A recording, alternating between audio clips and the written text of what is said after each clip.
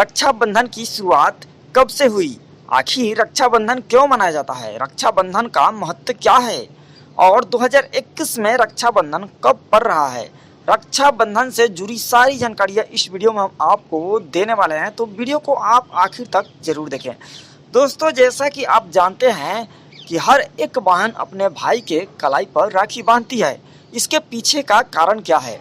आखिर वो बहन अपने भाई के कलाई पर राखी क्यों बांधती है? दोस्तों, ये सारी जानकारी आपको इस वीडियो में देने वाले हैं। तो चलिए, सबसे पहले आपको हम बताते हैं कि रक्षाबंधन क्यों मनाया जाता है, इसकी शुरुआत कब से हुई। दोस्तों, रक्षाबंधन की एक कथा द्वापर युग में भगवान श्री कृष्ण से जुड़ी हुई है। कथा के अनुसार जब भगवान कृष्ण ने शिशुपाल का वध करने के लिए अपना चक्र चलाया तो उनका हाथ घायल हो गया था और खून बह रहा था। तब द्रौपदी ने अपनी साड़ी से एक टुकड़ा फाड़ करके उनके हाथों पर बांध दिया था, जिससे भगवान श्री कृष्ण के हाथों से खून आना बंद हो गया था। दोस्तों, इसके बाद से भगवान श्री कृष्ण ने द्रौपदी को अपनी बहन स्वीकार कर लिया था और सदैव उनकी रक्षा करने का वचन उनको दिया था। दोस्तों, पुराणों में रक्षाबंधन का महत्व क्या बताया गया है, चलिए अब हम आपको ये भी बता देते हैं। देवताओं और असुरों के युद्ध में देवताओं की विजय को लेकर कुछ संदेह होने लगा। तब देवराज इंद्र ने इस युद्ध में प्रमुखता से भाग लिया था। देवराज इंद्र की पत्नी इंद्राणी श्रावण पूर्णिमा के दिन गुरु बृहस्पति के पास गई थी। तब उन्होंने विजय के लिए रक्षाबंधन बांधने का सुझाव दिया था। जब देवराज इंद्र राक्षसों से युद्ध करने चले तब उनकी पत्नी इंद्राणी ने इंद्र के हाथों में रक्षाबंधन बांधा था, जिससे इंद्र विजयी हुए थे। अनेक पुराणों में श्रावणी पूर्णिमा को पुरोहितों द्वारा किए जाने वाला आशीर्वाद कर्म भी माना जाता है।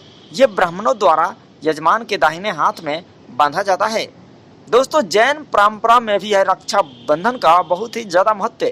चलिए आपको वो भी समझाते हैं।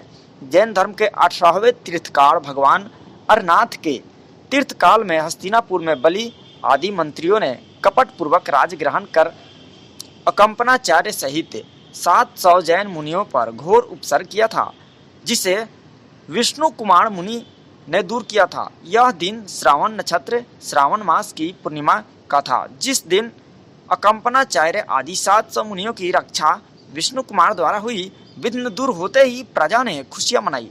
श्री मुनि संघ को स्वास्थ्य के अनुकूल आहार दिया, वैश्यावृत्ति की। तभी से जैन परंपरा में रक्षाबंधन मनाया जाता है।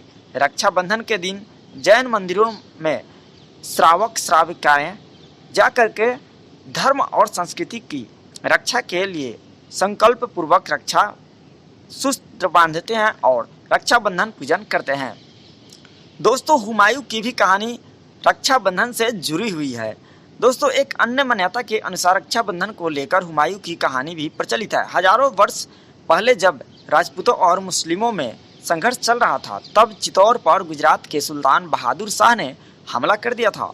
उस समय राणा संगा की विधवा रानी कर्णावती ने गुजरात के सुल्तान बहादुर शाह से अपनी व अपने राज्य की सुरक्षा के लिए हुमायूं से मदद मांगी थी और उन्हें एक धागा भेजा था। उस समय हुमायूं ने कर्णावती को अपनी बहन स्वीकार कर लिया था और धागे को कलाई पर बांधकर कर्णावती और उनके राज्य की रक्षा करने अपनी फौज के साथ निकल पड़े थे। लेकिन जब तक हुमायूं चित्तौड़ पहुंचे तब तक काफी देर हो चुकी थी। रानी कर्णावती ने जौहर लिया था और सुल्तान बहादुर शाह ने चित्तौड़ पर कब्जा कर लिया था। इससे हुमायूं बहुत आक्रोशित हुआ और उसने चित्तौड़ पर हमला बोल दिया। इसके बाद बहादुर शाह और हुमायूं के बीच युद्ध हुआ, जिसमें हुमायूं ने बहादुर शाह को हरा दिया और चित्तौड़ की गद्दी उससे वापस लेकर कर्णावती के बेटे को सौंप दी। तब से कलाई पर धागे बांधने रक्षा सूत्र को मान करके बांधे जाने लगा और रक्षाबंधन के दिन राखी बांधने की परंपरा की शुरुआत हुई। एक धार्मिक मान्यता है कि यमराज की बहन यमुना ने श्रावण पूर्णिमा के दिन अपने भाई की कलाई पर राखी बांधी थी। इसके बदले में यमराज ने यमुना को अमरता का वरदान दिया था। इसलिए हर साल श्रावण मास की पूर्णिमा को बहन अपने भाई को राखी बांधती है और बदले में भाई उसे कुछ उपहार देता है। तो दोस्तों, रक्षाबंधन से जुड़ी ये जानकारी आपको कैसी लगी, आप हमें कमेंट बॉक्स में ज़रूर बताएं। दोस्तों, अगर आपको यह वीडियो अच्छी लगी है तो इस चैनल को सब्सक्राइब जरूर कर लें। धन्यवाद।